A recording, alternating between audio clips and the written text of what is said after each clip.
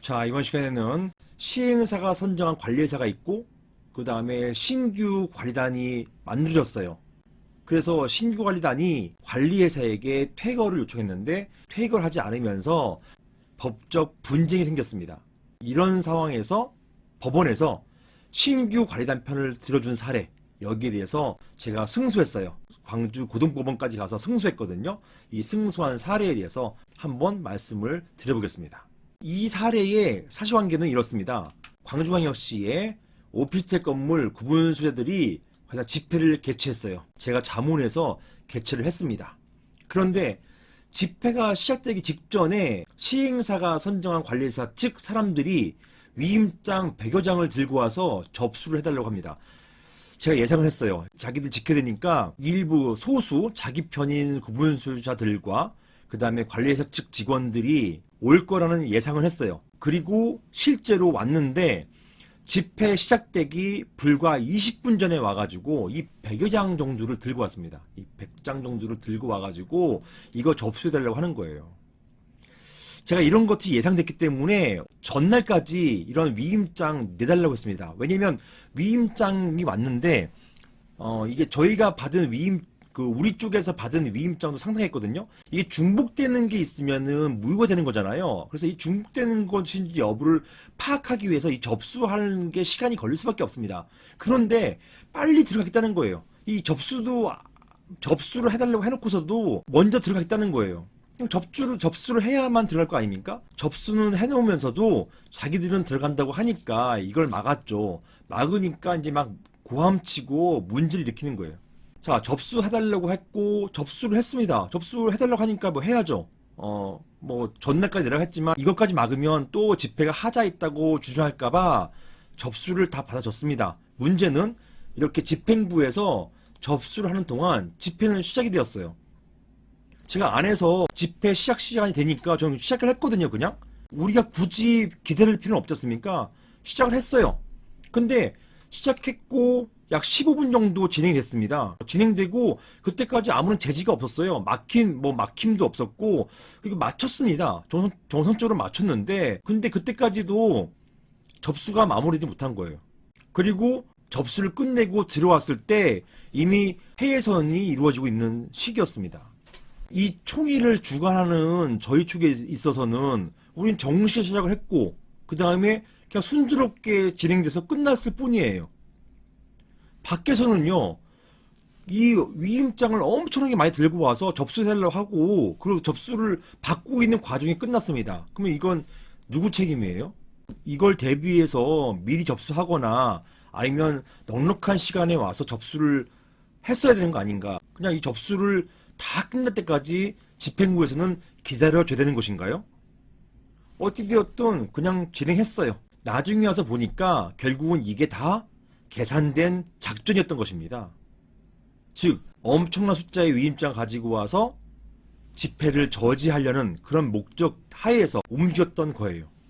제가 이런 사태를 막기 위해서 집회 수입 통지서에 집회 전날까지 위임장을 미리 접수해달라고 했습니다. 어차피 위임장을 접수해달라고 하는 것 뿐이지 누구에게 투표하라고 한 게 아니잖아요. 그러니까 위임장 자체는 접수할 수가 있는 거지 않습니까? 근데 이걸 좀 무시했어요. 무시했고 당일 방해를 하기 위해서 무더기 위임장을 가지고 왔던 것이에요. 집회는 시간 순서대로 진행을 마쳤고 그 안에서는 특별한 제지가 없었어요. 그리고 여기에 대해서 나중에 자기들이 못 들어가서 의결권을 행사 못했으니까 자기들의 의결권이 침해되었다고 주장했습니다. 그러니까 이것을 변호사를 통해 가지고 주장하더라고요. 하여튼 이런 주장을 그냥 하더라고요. 그럼에도 불구하고 저희가 관리인 선임 신고까지는 마치고 새로 선임된 관리인이 관리회사 상대로 퇴거해달라고 했지만 이것을 거부했습니다. 거부했기 때문에 부득이 퇴거 소송을 제기하게 되었습니다. 정확한 명칭은 방해금지 가처분 소송을 제기했어요. 자, 이렇게 소송이 진행되는 동안 관리회 측에서 접수 과정에서의 하자를 주장하더라고요. 그 변호사님 통해 가지고 이런 접수 과정에서의 하자를 주장했고 당일 들고 온 위임장을 보니까 무려 2년 전 처음에 입주 당시에 관리사무소에서 키를 불출할 때 받았던 그 위임장을 가지고 왔던 것입니다. 실제 접수를 했다 하더라도 이런 위임장 전부 다 무효됐을 가능성이 높아요. 결국 이렇게 제가 제안했어요. 그러면 이런 하자를 아예 못 다투게 하자에 대해서 아무 말도 못하도록 우리 초인총회 한 번 더 열자. 왜냐? 우리는 단합이 잘 되니까.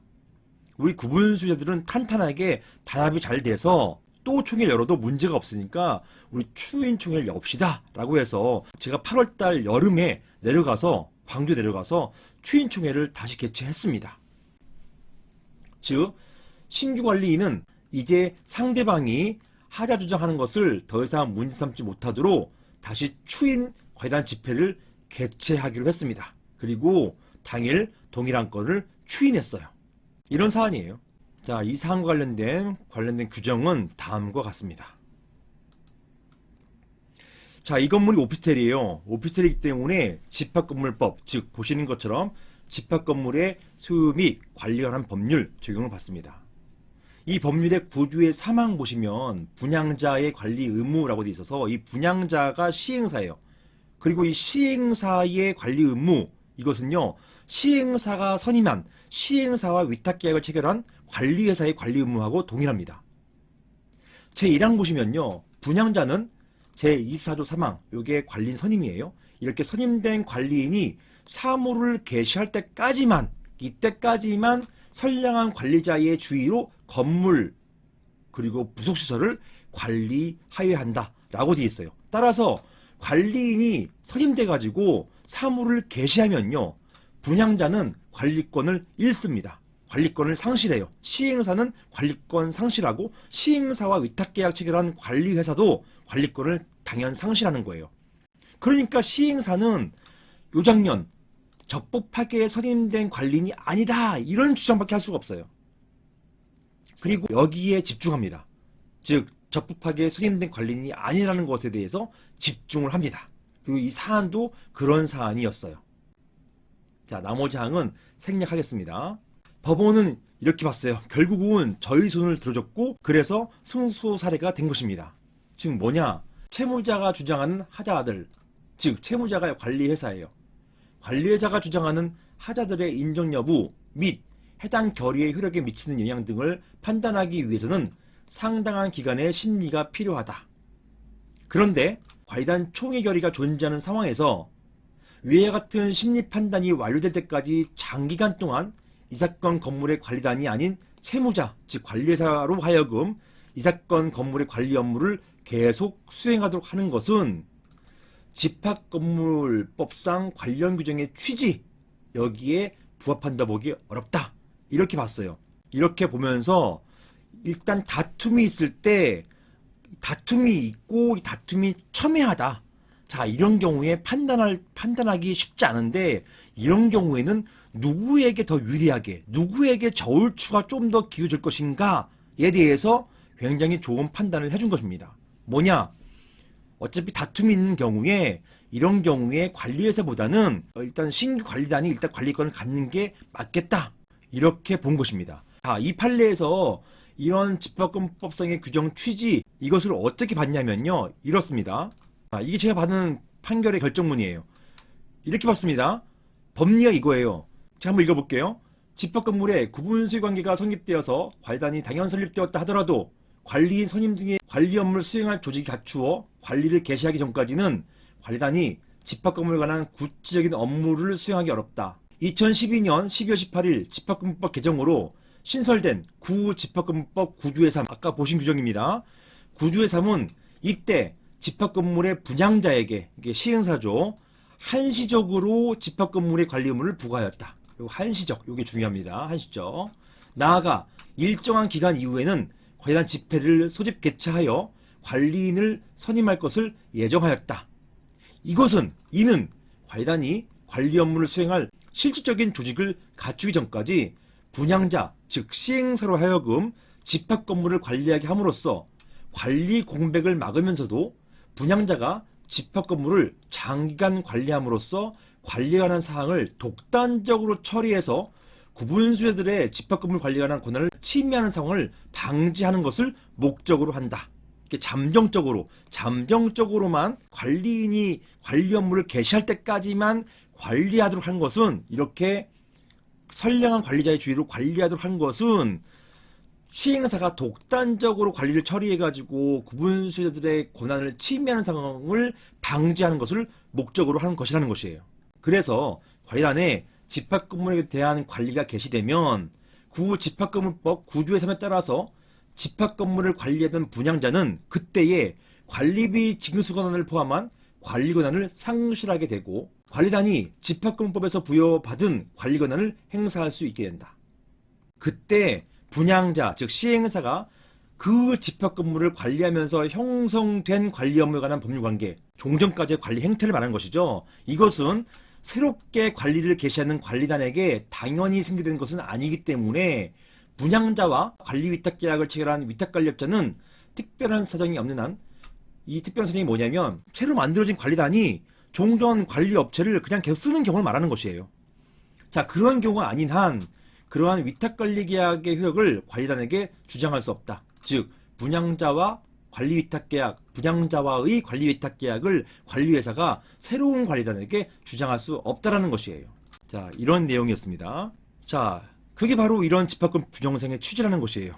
그 새로운 관리단이 구성되면, 집합금법 9조의 3은 일단은 관리단이 구성되면 구체적으로 집합금법 9조의 3의 취지는 시행사의 권한은 잠정적이라는 것입니다. 즉 언제든지 짐 쌀 자세를 가지고 있으라, 이런 내용이라는 것이에요.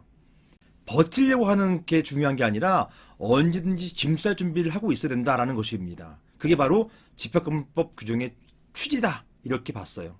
자, 평석을 보시면 집합금법 9조의 3의 법리를 들어서 관리단 집회 하자에 대한 다툼이 있을 때 관리회사가 아닌 관리단의 편을 들어준 사례가 되겠습니다. 사실은 제가 이런 유사한 재판들을 하면서 반대도 있었어요. 뭐냐면 인천지방법원 판례였는데요. 인천지방법원 판례 같은 경우는 반대로 오히려 적법하게 선임되지 않은 관리인이 있을 경우에는 오히려 혼란이 초래될 수 있기 때문에, 그 경우에는 종전에 위탁관리계약을 체결한 그런 관리회사의 지위가 존중되어야 된다라는 판례도 있었어요.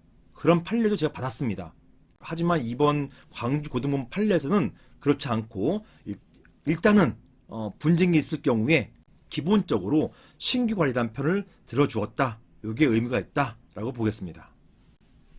자, 다만 관리회사의 손해를 담보하기 위해서 법원은 관리단에 1억 원의 담보 제공을 명하였습니다. 1억 원을 저희가 현금으로 내진 않았고요. 보증보험 증권으로 제출했습니다. 자, 이렇게 해서 이런 판례가 있다. 제가 이런 경위로 해서 승소했다. 이렇게 말씀을 드리겠습니다.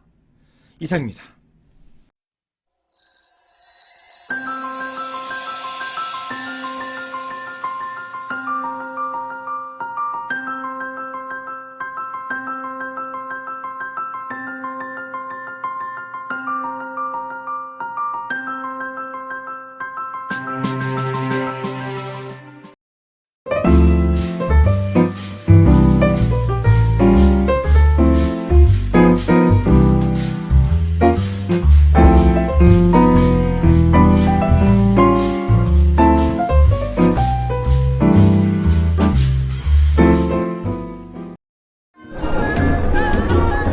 이번 역은 교대역 법무법인 라움입니다.